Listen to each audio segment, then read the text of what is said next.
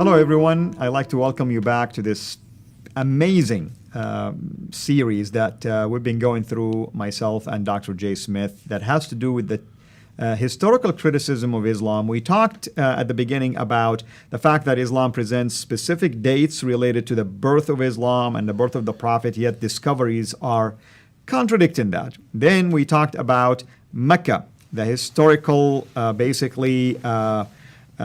place for Mecca according to the Islamic tradition versus the discoveries that are contradicting that as well. Then we began to take a look at what we call the Qibla, which is the direction for prayer. And we discovered also that new discoveries, especially archaeological discoveries, have also contradicted some of the Islamic views related to the change of Qibla, our direction of prayer, from Jerusalem, at least according to the Islamic own understanding, to what we call today Mecca, even though the Quran really never mentioned both of these names when in 624 that direction changed.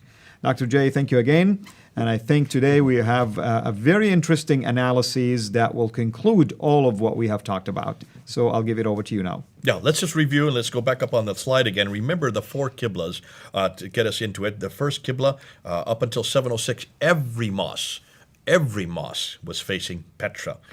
None of them were facing any other direction but Petra, from as far away as Guangzhou, way over there in China. You can see that on the map. You can see Chataman and Juma, that's way down in South India. All of them, thousands of miles away, were uniquely facing Petra. Then you have a second Qibla that's introduced in 706, in the early 8th century, to place in between, almost exactly halfway between Petra and Mecca, showing you that there's an agenda here. That's right. So we're going to get to that agenda, but let's hold on before we explain it, because we don't want to jump the ship. Then finally, it's not till 727 that you finally get a mosque that's facing Mecca, where it should have been facing from 624. Correct. Because that's, according to the Quran, is when the Qibla was canonized. 624, we have to wait 100 years, over 100 years, 103 years, before we finally get a mosque that is facing Mecca. And then by 876 is when all mosques start facing. So there's still mosques that are facing other directions. And then you get a fourth Qibla, as you see on the slide there, and that's the parallel ones, the ones from North Africa. Why are they parallel? Why are they not facing Petra or Mecca? They seem to be facing a line that follows between Petra and Mecca. That's why we call it the parallel mosque. So four different Qiblas. When we look at a graph there, you can see that the most accurate of those Qiblas is the between ones. That's a political statement there. You can see why. And then the second most accurate would be the Petran, which are the earliest ones. You would then expect them to be the least accurate. That's correct. Because how do they have the technology? That's interesting. And the least accurate of all the four Qiblas is the Meccan Qibla. Which is the later ones. Which is the third one. But obviously, they didn't have that much accuracy. Muslims are trying to say they're the most. No, they're not. Look at the statistics. The most accurate are the between ones and the Petran ones. They're much more accurate than the Meccan ones. Now, what's the significance of Petra? That's what we need to get to. Why Petra? What is this? Well, what is Petra? Well, take a look at this trade route map. Look where all the trades, the trade routes go through. They go through Petra. Almost all of them go through Petra. It is the seat of trade from the Far East, way off from China and India, all the spice trade, all the Silk Route, they all come through Petra. So what is Petra? Well, Petra is a Nabatean. It's the sanctuary city for the Nabateans. The Nabateans existed from the 2nd century BC up until 713. Look at that date, 713 AD. They had their sanctuary in Petra. Now, when you look at Petra today, you can see, there's some pictures of it. You can see it's the city of tombs and temples. It is not a political capital. It is a religious capital. It's where the sanctuary is for the Nabateans. Right. Hugely significant. Muslims should know that, because Mecca is their religious capital, but it's not their political capital. It never has been their political capital. Even when Muhammad was living, according to their tradition, Medina was their political capital. That's correct. And we do know the Umayyads, who were the next great dynasty, they made Damascus their headquarters, never Mecca. That's correct. And the Abbasids made Baghdad their headquarters. So it's significant here that we need to understand that the Nabateans did not use Petra as their political capital, it was their religious capital. It was their sanctuary. The Byzantines the same way, the Christians. Jerusalem was not their capital. Constantinople was their political capital, but Jerusalem is where the Church of the Sepulchre is. That was the religious headquarters for the church in Jerusalem, and same for the Jews as well. So now let's go and let's look at this city of tombs and temples. Take a look at what we've noticed about Petra. Petra, according to that slide there, it's in a valley. Remember, all the traditions say that this place where the prophet lived is in a valley. That fits Petra. That it has a stream going through it. That really fits Petra. We have now found water courses. We found cisterns there. There are all kinds of evidence of water streams. There is a parallel valley there. We see that. You can see them right there on the map looking of Petra. Yeah, two valleys going. There's the two valleys. It would be near Lot's pillar of salt because that is actually where Lot would have come from, right outside of what is today Petra or in Jordan. It has fields. Al-Bari says that. It has trees, grass, fruit, and loam. That comes from Tirmidhi and Bukhari and Al-Tabari. It has olive trees because it's right there around the Mediterranean where the olive trees would have been grown. And it has mountains all around it. That's why you have... Overlooking. Oh, right, overlooking. So if there had been a Kaaba there, it would be there. Petra has all the items listed above from the Quran and Islamic traditions. Thus, could it be Petra that both the traditions and the Quran are referring to? Because remember, it doesn't give a name to it. It just says the place of the prophet. And by the way, I mean, I'm just throwing this out there. There has been a recent discovery in Petra, at least the foundation of what appears to have been a shrine. That just was found last year. That's right. They're still discovered. And they found it by looking at from satellite imagery from space. Correct. It's so big that they're now starting to dig it. We're waiting with licking our lips because I can't wait till I find and dig underneath it and inside it to see if maybe that's the sanctuary that we're looking for. That possibly could be it. Hold that there. Even Especially in a year what from Jacob now, of we'll be able to Edessa say was more. talking about, maybe. Hopefully. Now let's go back to the references in the Quran to Ad, Thamud, Midian. Take a look. Ad, Thamud, and Midian. What are they around? What are they next to? Look on the map. They're around Petra. They're all around the Nabatean area and Petra. If there's any prophet who has daily contact with these people, it would be in Petra, not in Mecca. Look at Mecca. It makes perfect sense because he is surrounded by these people and towns, I should say. Now can you understand why there's so many references to Thamud, Ad, and Midian in the Quran? All the geographical locations makes it. So what's the significance? Let's now review what we have noticed so far. And here we can do, I'll look at the slide again. What is the first thing? Nothing is known about Muhammad until the late 7th century from Arab sources. His book, the Quran, is in its manuscripts don't appear until the early 8th century. We saw that from the previous episodes that we talked about. Correct. We talked about that earlier. His city, Mecca, isn't referred to until the mid-8th century, 741 to be more specific. We talked about that in early parts. His biography, the Sirah, and his sayings, the Hadith, don't appear until the early and late 9th century. We talked about that earlier. That's right. Thus, much of what we know of Muhammad is written down hundreds of years later and hundreds of miles away. It looks like he is nothing more than a later redaction. Redaction means to put back into a Exactly. historical Someone setting. reading it 200 years later as if it happened 200 years earlier. I would say not 200 years. I would say Abdul Malik. And I would say I'm just throwing this number out there. It's Remember we said almost we're gonna like come you're back to doing Abdul it Malik. backward instead of forward. It looks like you need to go to Abdul Malik. Abdul Malik. Abdul Malik is the one we need to do that. So let's put out a possible scenario. Now this is, okay, Al-Fadi, this is us saying in 2018. This is what we think happened. From everything we've gleaned, from everything we looked at in these episodes, what is the scenario we're looking at? Let's look at the screen there. To make sense of all this, we need to begin with Abdul ibn Zubair, Abdullah ibn Zubayr. That's the right. governor of Petra under Abdul Malik, the Umayyad Caliph from 685 to 705. Zubair rebels in 683 against the Umayyads. Take a look at where their political capital is. Politically speaking, if they were Muslims, they should have been in Medina, but they're not. At least, exactly. They're way up in Damascus. That's even further north. That's right. That is not 600 miles away. That's almost 1,000 miles away. Way up in the north. What are they doing way up there if their base is in Medina, in Mecca? Correct. So you can see already that all the historical reference points have it in the wrong place according to the Islamic narrative. But if you were close to Petra, it won't be that much difference. Yeah. So he begins at the Second Civil War, the Zubair. He destroys the Kaaba, and notice where the Kaaba is that he destroys. It's in Petra. He's the governor of Petra. He's living in Petra. And He he's destroys the Kaaba there in Petra, which is probably that thing where that mound that we have now That's seen what we're from hoping space. for. We're hoping and that's he it. stole that black stone. And he takes the black stone. He refers to the black stone from there and flees to the south. Doesn't say where. I'm guessing it was to the Hijaz. The Hijaz is that central area which Mecca and Medina are a part of. That's right. That's that central area of Arabia. But he needs an ally. So what do you do? Who do you look to for an ally? Well, you can't go to the Umayyads because you're against the Umayyads. So who do you go? Who are the ones that are in conflict with the Umayyads? Now, the Umayyads are up here in Damascus. Okay, I think I've got it right geographically. They're up here in Damascus.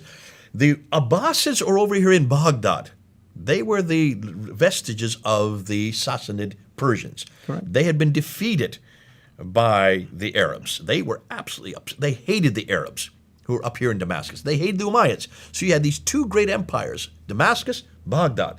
Zubair is down here in Petra. He flees down to the south. He needs an ally. So he looks over toward the Abbasids. Next with Abbasid. He has the black stone. And remember, where the black stone is the presence of God. The presence of God follows that black stone. That's right. This is now looking in the Nabatean culture. The black stone is referred to all the way back in the 2nd century. We know about the black stone, possibly a meteorite. So the black stone is significant. Where is the black stone today? Kaaba. It's in the Kaaba, in the corner. So one can assume that that's where he went. Looks like that must have been where he went, down to Mecca.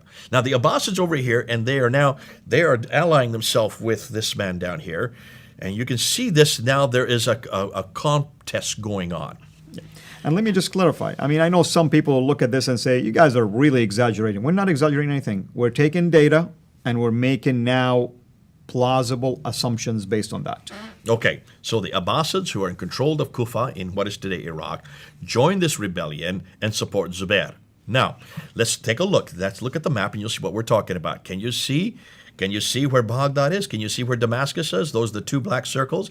Can you see where Petra is in the gold circle? And then can you see where Mecca is in the purple circle? That's right. Okay, there is the map there. Damascus is the political capital of the Umayyads. It is 1,000 miles north of Mecca. Petra is a religious sanctuary for the Umayyads. It is 600 miles north of Mecca. Baghdad is the political capital of the Abbasids. Mecca is the religious sanctuary of the Abbasids. Okay? Can you then see why the Abbasids have chosen Mecca while the Umayyads they've always, because they're just a continuation of the Nabateans. And the Nabateans Petra. have always had Petra. That now helps you understand why, as far away as Guangzhou in 627, while Muhammad was still living way over in China, they're facing Petra. Because this is a continuation of the Nabatean sanctuary. Correct. So that's why in Cherman, in India, which is 629, again, Muhammad would still be, if Muhammad was there, insignificant.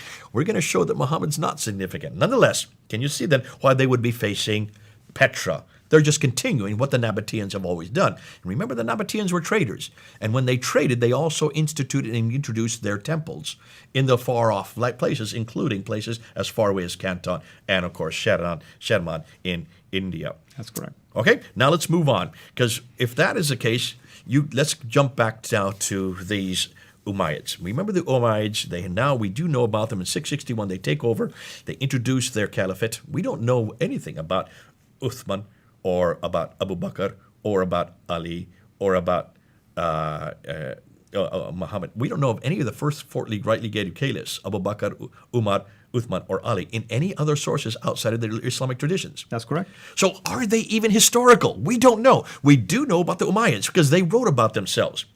And what you have is the Umayyads in Damascus, they were looking, and they were part of the Abrahamic faith through Ishmael, through Hagar and Ishmael. That's why they call themselves Hagarines and Ishmaelites. Right. But they don't have a prophetic line. The Jews do. The Christians do. They don't have a book. Who are their greatest enemies? Well, their greatest enemies, of course, their biggest competition are not really the Abbasids. They're a kind of a petty thing. Their biggest problems are the Byzantines. That's the other big empire. So you have the Byzantines against the Umayyads. And the Byzantines represented Christianity. There you go. And their book is the Bible, their man is Jesus. And they have a prophetic line through Isaac, That's correct. Jacob. All the Arabs are dependent on that prophetic line, but there is no Arabs in that prophetic line. Now you have roughly by the time Abdul Malik comes to power, they've now been in power for 40 years. They now controlled all the way over here from Spain to India. All that swath of land. They are the big men on the pole. They are the great empire now. But they still are dependent on the Jews and Christians for their prophetic line. They don't have an Arab identity. How do you create an Arab identity to match Jews and Christians, and especially the Byzantine Empire, which are your big competitors? Abdul Malik comes to power. He rules, if you look on the slide there, politically from 685 to 705 in Damascus. He needs an Arab identity. The Arabs had now controlled that part of the world since 642, so they have been in power for 40 years. Yet from a roughly 40-year period, they were dependent on Jews and Christians to run their empire. These are called the Maulas or the Mawalis. They were urban people. The Arabs were nomadic people. Right. They did not know how to run cities. They had to use these Jews and Christians because they were brothers through Abraham. They used them to run their cities because they were much more educated. They were literate and all the rest. They were non-Arab converts who lived in cities. The Jews and the Christians had their own prophetic line, their own identity. The Arabs needed that. They had no prophetic line, no identity of their own. This identity was introduced by Abdul Malik. It's Abdul Malik who does that. And let's see how he does that. Look and see what he does. What do we know about Abdul Malik from history? And I want my viewers to watch now with really pay close attention to what Dr. J is going to share with you. Let's look at the slide. What does Abdul Malik do? He's now been in power for about 5 years. His father was the one that confronted the Sufyani family, threw the Sufyani family out, and introduced the Marwanid families. They are introduced in 680. All right? He rules for 5 years, and then he dies, and his son takes over, Abdul Malik. Abdul Malik wants to create that Arab identity. What does he do? The first thing he does is he introduces the coins. Now, take a look at those coins. These are, the first coins at the very top are Byzantine dinar. You can see there is a picture of the emperor and his two retainers on either side. On the back side of the coin is the Byzantine cross. The Umayyads introduced their own dinars, but they are, instead of the emperor, they introduced the caliph with two retainers, and they have the Byzantine cross, except the cross piece is taken off. That's right. You can tell that they chopped it off. Abdul Malik comes to power, and he introduces his own image. That's his image. I didn't know Muslims could have images. At least modern-day Muslims will say that. See, Muslims need to go back and ask, why is it all the Umayyad caliphs, including Abdul Malik, had images? This problem with image iconographic was introduced by Abdul Malik himself. He throws off his image and introduces those coins on the bottom right side. He introduces them in 692, and look what he does. He takes off his image and introduces the script. But what is he introducing? What is that's written on that coin? That's the Shahada. There's the Shahada. The first time we see the Shahada is on that coin. There is only one God but God, and Muhammad is his prophet. You're now introducing a new God, and you're introducing a new man. Here is the one God and the one man. One God and one man. That is introduced on the coins. Now, on the same time, he then builds that huge structure in Jerusalem. But he's way up in Damascus. He's not living in Jerusalem. Why does he build that structure in Jerusalem? Look at the picture on the right, and you can see the Dome of the Rock is sitting above the Church of the Sepulchre. It looks down onto the Church of the Sepulchre, which is the seat of the sanctuary for the Byzantine Christians. He puts his structure above it, bigger than it, the most resplendent structure of its day, looking down onto it, basically saying, we are the new men in town. And that explains what you were saying. They had control over large swath, and now he's saying to the Jews and to the Christians, where Jerusalem is dear to them, we are superior. We are, and this is what you do.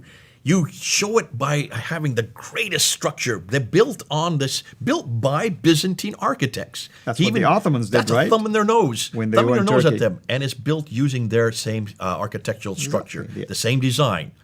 But it's the biggest one of its day. Now, let's go look at the significance of the Dome of the Rock. It employs the same Byzantine architecture, much larger and more prominent. It sits above the Church of the Holy Sepulchre. It is situated in the holiest city for Jews and Christians. Why not in Damascus or Mecca? Because that's not where the Jews and Christians are. They're in Jerusalem. That's correct. The Muslims say this because of the Miraj. That's why the Miraj had to be introduced to give significance to Jerusalem. So now let's look at the only part of the Dome of the Rock that exists today. And also, if I may make this reference, the Quran made reference to this as if it's a historical thing, not a prophetic thing about the mosque. Okay. Did not talk about it as if it will be built or he ascended from the place of the future mosque. No, it talks about it as if it was there when he ascended. And so when you ask any Muslim today, and I'm talking to Muslims right now, when you ask why was the Dome of the Rock built, what do they say? Oh, they will say because that's where the prophet ascended and to preserve that holiness of that place and so on and so forth. It's to commemorate the Miraj. That's right. That's going up to the 7 levels of heaven. That's right. Okay, if that's so, then something should be written about it. Something on the mosque should designate Exactly. that, right? So let's go back and let's look at the slide. Here is what the Dome of the Rock looks like inside. All of the outer part have been rebuilt and destroyed and rebuilt 11 times. 1876, finally, you get that outer structure that we have today.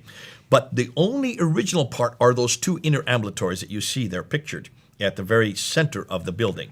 Now, when you look at those ambulatories, you need to look at the inscriptions, which are part of the original structure. Those inscriptions are in Arabic on the outer ambulatory, on the upper dome, and on the inner ambulatory. Those green arrows are pointing to where those inscriptions are today. You can read them. They're in Arabic, and look and see what they say. They say nothing about the Miraj. What do they say? Well, you have they Surah 4, refute Ayah 171. Christianity. Go ahead and read what they say. They're just refuting Christianity, basically saying, "Oh, people of the Scripture," in chapter 4, 171, denying, of course, the Trinity, as you can see, saying not 3. So it's confronting the Trinity, it's confronting Jesus, and it's confronting his sonship. That's right. Then you have Surah 17, Ayah 111. Who, praise be to God, who hath not taken unto himself a son. There's confronting Jesus The as a son fatherhood of of God. God and the sonship And of fatherhood Jesus. as well. Who hath no partner. That's Surah 5, reflecting also Surah 5, Ayah 72. Misunderstanding the Trinity, of course. Absolutely. And nor hath he any protecting friend through dependence. He's not dependent on anybody else like Jesus. That's confronting Jesus, his Christology, his divinity, and the Trinity. That's confronting the whole central theology of the Byzantines, Christianity. Then you have Surah 112. Now, this is fascinating. There is no God but God. There's the Shahada. He is one. That's the first part of the Shahada. He has no associate. That's against Jesus. He is God, the one God, the eternal besought of all. He begetteth not, nor was begotten. Who's that confronting? Jesus. Begotten Son. That's right. And then it says, and there is none comparable unto him. Muhammad is the messenger of God. So it confronts the God of Christianity and it introduces the prophet's name. That's the first time we see the prophet's name. It's introduced on the coins. It's introduced on the Dome of the Rock. And then on top of that, it's also introduced on the protocols, the Caliphal protocols. These are the official documents. Now, Dr. Juhud looked at the protocols, and he noticed that all the way from the Sufyani period, there is no reference to Muhammad, no reference to Muslims, no reference to Islam on any of the protocols.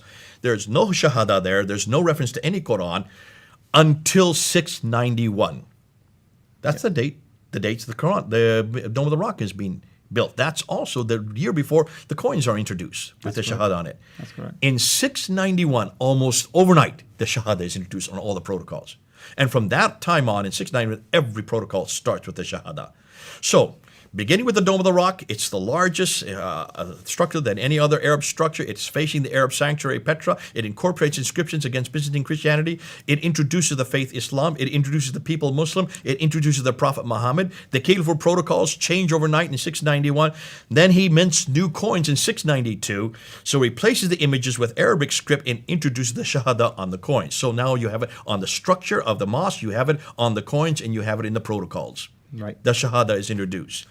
Once Abdul Malik introduces Muhammad, he then needs to have an Arab revelation. Here is the problem. So that comes after he has introduced the prophet. Every prophet has to have a book.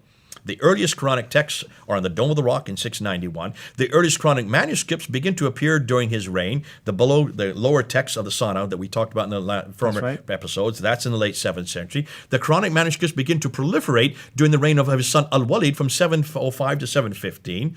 None of the manuscripts are complete, nor they are parallel to the Quran completely. They continue to be changed and corrected by later caliphs up until the 9th century. The Quran is finally canonized at Al-Azhar University in Cairo in 1924, just in this case, it should be 94 years ago. And finally, as we shall see, there is still currently 31 different versions of the Arabic Quran that even exist today. They need a place. So what do? Two empires are competing again. Here we're now putting the whole scenario together. The Umayyad and later their an earlier Nabatean sanctuary in Petra is destroyed by an earthquake in 713. Remember I told you 713 is important. Once you have an earthquake that destroys a sanctuary, God's presence leaves from that place. Now can you see why that even the Umayyads needed to find a new place? They could not use Petra anymore. That's correct. Thus, a new place is needed. Meccan is first noted in 727. That's the first mosque that we know of. There may be earlier ones that are closer, but that's the first one that exists still today. Possibly chosen by the rebel Abdul al-Aziz ibn Zubair and those from Kufa, the Abbasids, in defiance of the Umayyads in Petra. The Abbasids and Zubair, with the sanctuary in Mecca, then demand allegiance to the surrounding tribes. All those qiblas facing Mecca are those who are allied themselves with the Abbasids. Al-Hajjaj then comes in about 705. He rebels also against them, and it is his mosques which are facing in between the other two sanctuaries. That's right. Waiting to see who's going to win out in this battle. So he's been very clever not to give allegiance to either the Abbasids or the Umayyads. He's already rebelled against the Umayyads. Those in North Africa and in Andalusia don't show allegiance to either empire, so have mosques facing parallel to each sanctuary. And when the Abbasids finally overpowered the Umayyads in 749, most of the qiblas then face Mecca with a few holdouts until 822, after which they all face Mecca up to the present time. Now, here we're going to end now. Here is what if possibility. The Muslims have a prophet introduced in 691. They need a revelation. That's where the Quran starts to be introduced in 705 and later. A sanctuary then is needed. That doesn't come till 741. Then they need a history. Can you then understand? You've got all these other places. Right. You've got to place this man in history. Can you now understand why the Siddha is not introduced till 833? Because now you need a history. The Hadith are not introduced until 870. Because you need teachings. There you go. The Tafsir is not introduced until 923. You need explanation of this new book. By the 9th century, they now have a book, the man, the place, and the story. A new religion is formed and growing, not from within 22-year period, but evolving over 200 to 300 years. Now that makes sense. What about Muhammad? Well, since much of what we know about him in early Islam is in doubt, since much of the Quran is also in doubt, since nothing is known of Muhammad until the 7th century, or Mecca until the mid-8th century, or his story until the 9th century, hundreds of years later and hundreds of miles away, can we then conclude, and here we're going to get now, can we then conclude that Islam is nothing more than a later redaction, possibly begun by Abdul Malik, started with him, then continued by his descendants, proving Muhammad had nothing to do with the Quran? So who is he and what is his purpose? It looks like the Muslims have the wrong man at the wrong place, doing the wrong thing at the wrong time.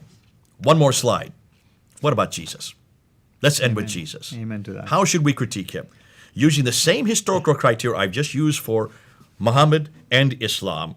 We know where Jesus was born. He was born in Bethlehem. We know where Jesus grew up. He grew up in Nazareth. We know where Jesus died and when in Jerusalem, even the year he died, 33 AD. We know what Jesus did for the last 3 years of his ministry. We know this all from eyewitness accounts, Matthew and John. We know this as well from hostile accounts, Thallus, Tacitus, Josephus. Thallus was Greek, Tacitus was Roman, Josephus was Jewish. None of them were Christians. These are critical accounts, yet they all support what the Bible says on his death there. We know when they were written between 50 to 60 years by the eyewitness and those who knew the eyewitnesses. We know that few doubt his historicity. Nobody doubts who Jesus was or where he lived or that where he died. Thus, Christians have the right man at the right place doing the right thing at the right time. Amen. Can you see what we've done here? Amen. In one Amen. fell swoop, Amen. we have shown using we've just used historical evidence. We've used names, dates, places, events. We've looked at manuscript. We did that earlier in the early one. We've looked at artifacts, and we've looked at what is still existing today, the qiblas, the mosques. In every case, we have seen that the mosques are facing the wrong direction. We don't have any reference to people called Muslims or Islam or a book called the Quran or even Muhammad really as a prophet until the Dome of the Rock and the coins and, of course, the protocols. That's 60 years too late. And we have no reference to Mecca until 741, not even put on maps until the 900s. I thank God I don't have to defend Muhammad or the Quran. Amen and amen. Thank you so much, brother. You can see why having Dr. J. Smith with us here has been a huge blessing to all of us and allowing us also to unpack this rich information that probably some of you have seen it in longer seminars, and we intended really to take it and piecemeal it so that it's easier for everyone to track the arguments and come back to it again. Dr. J, thank you so much. Hopefully you can continue to join me at least in the next few days to keep talking about other issues related to Islam and its history and its theology. God bless you. Thank you so much. You're welcome. Here is my appeal to you as my Muslim friends. You need to know now the right God who sent the right word to reveal the right man who knows the right way back to God. God bless you, and hope to see you in eternity. Thanks for watching. Make sure to like and subscribe so that you don't miss future videos. And please consider becoming a patron on patreon.com/Sierra International.